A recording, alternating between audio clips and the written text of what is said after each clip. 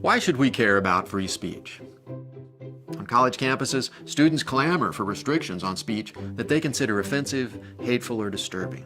Internationally, countries consider further limiting speech in the wake of violence like that committed by those who object to portrayals of the Prophet Muhammad.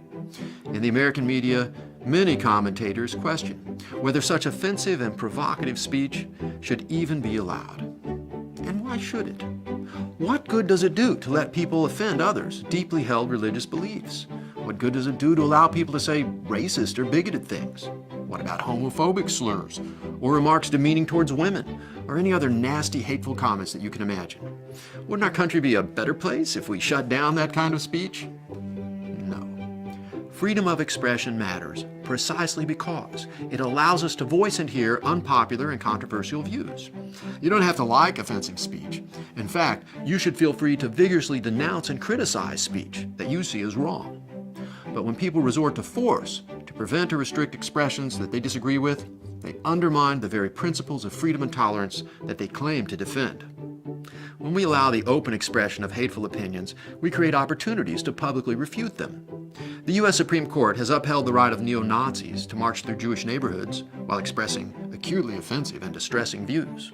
But when such ugly demonstrations have taken place, much larger counter-demonstrations have arisen in opposition. The result? Greater awareness about the importance of taking a stand against hate.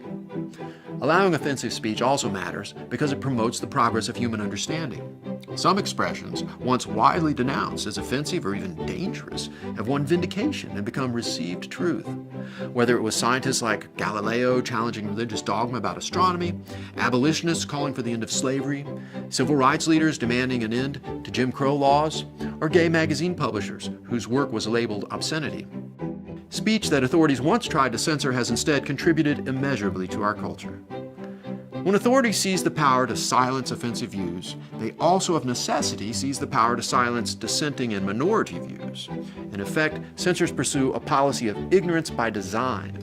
That's why smart societies respect freedom of expression, especially when it causes discomfort and offense.